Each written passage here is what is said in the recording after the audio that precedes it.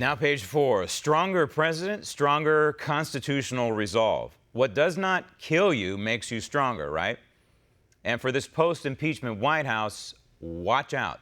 Be careful what you ask for, Nancy Pelosi and Adam Schiff and Chuck Schumer. Your radical Democrat Party asked for the political scalp of the 45th president. The problem is you didn't get it. In fact, you never really came close to getting it. All you people did was run around Washington, D.C., ranting and raving like a bunch of partisan buffoons, knowing that the mainstream media would regurgitate and defend your talking points. Oh, sure. In the process of your phony impeachment, you hurt President Trump. There's no doubt about it. How could any president not be insulted by impeachment? However, you failed to inflict mortal damage. Heck, you people failed to leave a legitimate, lasting scar on Donald Trump. All you did was give the radical moderators at Wikipedia a whole bunch of new anti-Trump, anti-constitutional misinformation at the expense of 65 million Americans and at the expense of this thing we call the United States Constitution. In fact, you people did more damage to the founding document than you did to President Trump. Way more damage. And unfortunately, it's probably permanent. But for the president and his team and his re-election campaign and his supporters, you people made a mistake. You banked on winning over weak Americans to vote against the president. Instead, what's happening? Independent voters, and yes, some Democrat voters are disgusted by all this. And at this moment in time, many are pledging to not only vote for President Trump in November, but they are swearing off all Democrat politicians. Oh, yes, this is real, and this is happening from coast to coast. In fact, in the end, this 99.9% partisan impeachment of the 45th president, thanks, Pierre Delecto, may turn out to be the greatest political miscalculation since Julius Caesar met up with some senators on the Ides of March. Indeed, because the Democrats did not politically kill the president, his will and the resolve of tens of millions of his supporters are all stronger than ever. And all Chuck Schumer and company can do is flail around Washington, D.C. right now, crying about the Republicans not being fair, when in fact the entire hyper-constitutional fiasco of impeachment was not fair.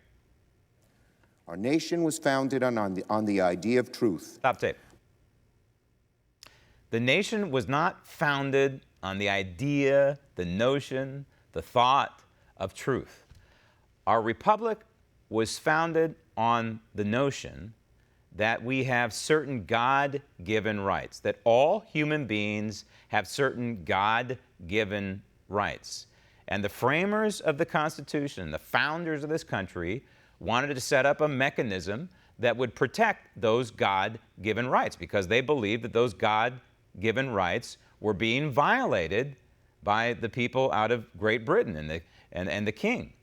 And so they wanted to set up a mechanism that would safeguard these God-given rights. That's what this country was founded upon. And through these God-given rights, terms like liberty and like freedom that would be enshrined in the founding document, the United States Constitution, and themes, even broader themes, that all men are created equal, enshrined in the Declaration of Independence. Truth is an offshoot of these themes. Sure, we want to have truth and we want to have justice. But that's not what Chuck Schumer's talking about here. He's using the word truth in the sense of impeachment and the impeachment hearings and whether the Republicans are speaking the truth in general and whether the President of the United States in particular is speaking the truth. And so he's trying to convince Americans that the Republicans are lying and that they're hiding the truth and that Donald Trump is lying and that he is hiding the truth. But this country was not founded on, quote, the truth. The truth, again, is an offshoot of what this country was founded upon. This country was founded upon the entire idea that we have inalienable rights endowed by our Creator that cannot be taken away by any other man on the planet. Chuck, roll tape. But this president is such a menace, so contemptuous of every virtue, so dishonorable, so dishonest. Stop tape.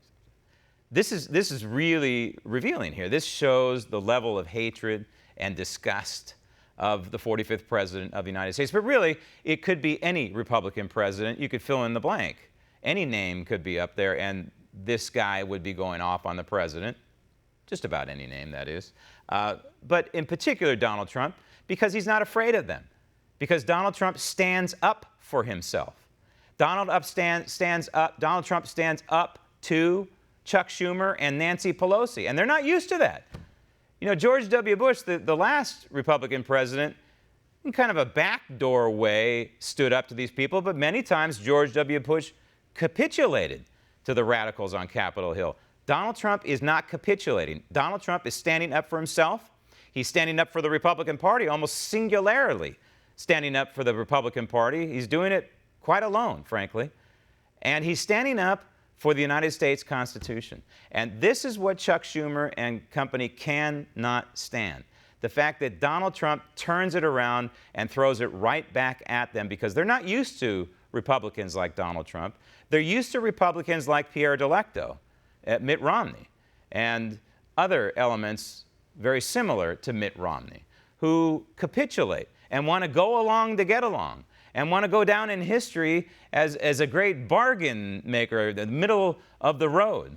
Instead, we have a president of the United States who's not willing to stand in the middle of the road and be run over, because middle of the road is roadkill. We have a president of the United States who's not afraid of taking a stand. And it drives Chuck Schumer and Nancy Pelosi and Adam Schiff and Jerry Nadler crazy that we have a president of the United States that's not afraid of them. And not afraid of the mainstream media. That drives them crazy as well, and drives the mainstream media crazy. So for the next 8 months or so, this kind of vitriol is going to be standard operating procedure on Capitol Hill from the Democrat majority in the House and from these pipsqueaks in the United States Senate. And it's going to be standard operating procedure in the mainstream media. It's going to be ramping up as we head into November, for sure.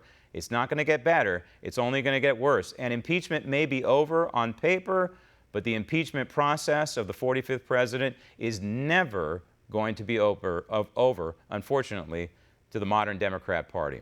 So in the grand scheme of things, did the attack by the Democrats on Capitol Hill on President Trump work? In the short run, the answer is no. The president is still the president. In the long run, early indicators are also no, it did not work. Time will tell. But it appears at this moment, November 4, the day after the election, could be a dark day indeed for the modern Democrat Party. Want to see more videos like this? Click on the link below and subscribe to One America News on YouTube, and call your cable provider and kindly demand that One America News is added to your lineup. Call and subscribe today.